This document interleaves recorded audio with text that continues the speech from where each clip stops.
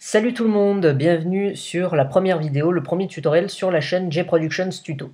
Donc pour ceux qui ne me connaissent pas, donc je me présente, je m'appelle Julien, mon pseudo c'est J.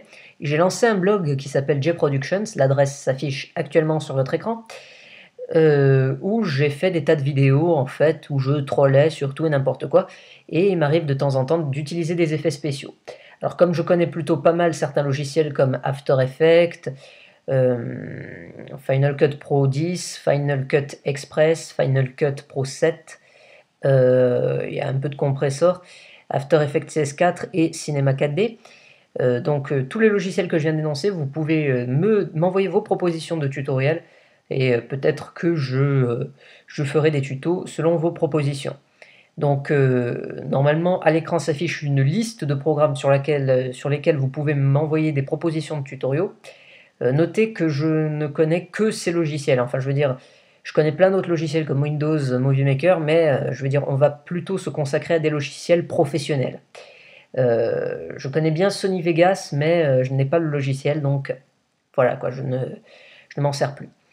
Aujourd'hui, comme première vidéo, alors je vais juste faire un petit tuto très rapide, parce que je vois qu'il y a beaucoup de gens qui me demandent à chaque fois comment tu fais pour te cloner dans tes vidéos. Alors la première chose qu'il faut faire, c'est de filmer deux plans. Un où on se trouve à gauche, tac, et un où on se trouve à droite. Donc en l'occurrence, ça c'est ce que j'ai fait. Donc ce plan-là est le plan où je me situe à gauche, et ce plan-là est celui où je me situe à droite. Je vais tout simplement masquer cette partie qui ne sert à rien du plan, de manière à voir l'autre plan qui chevauche le plan, le plan suivant en fait.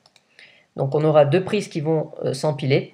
Vous pouvez faire cette manœuvre avec n'importe quel logiciel, mais moi je l'utilise avec After Effects. Tout simplement parce que After Effects, en fait, comment dire, a ce qu'on appelle un contour progressif au niveau du masque. Je vais vous expliquer ça. Donc on est sur le deuxième calque, donc le calque que l'on voit actuellement, celui qui superpose le premier. Si je planque ce calque, on obtient l'autre qui est juste ici. Donc tout ce que j'ai à faire, c'est masquer toute cette zone. Donc vous pouvez le faire avec n'importe quel logiciel de montage. Sur Adobe Premiere, je crois qu'il y a un effet qui s'appelle masque par 3 points, qui existe aussi sur Final Cut Pro, hein, tout simplement. Vous tracez en fait un masque sur After Effects et vous faites un masque, vous ajustez votre masque sur Final Cut de cette manière. Tac. Voilà. Donc j'ai qu'un masque, tout va bien, j'ai un problème avec ma souris apparemment. Comme vous pouvez le constater, là on ne voit que dalle, c'est tout simplement parce qu'il faut mettre le masque en mode soustraction. Et hop, ça y est, c'est cloné, c'est fini. Donc là, voilà.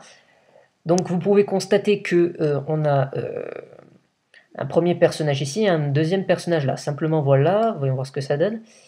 Ouais, ça va, ça passe plutôt bien. Ouais. Donc apparemment ça passe bien, sauf que si vous regardez bien la vidéo, vous voyez ici cette ligne, bah, en fait ça indique la frontière des deux images. Ça, en fait ça permet de voir le masque. Et ça peut parfois gêner.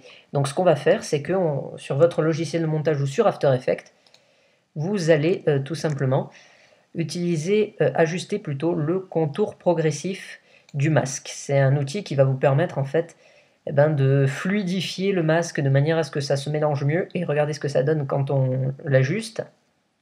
Voilà, ça disparaît et à ce moment-là, on peut dire que notre clone est réussi.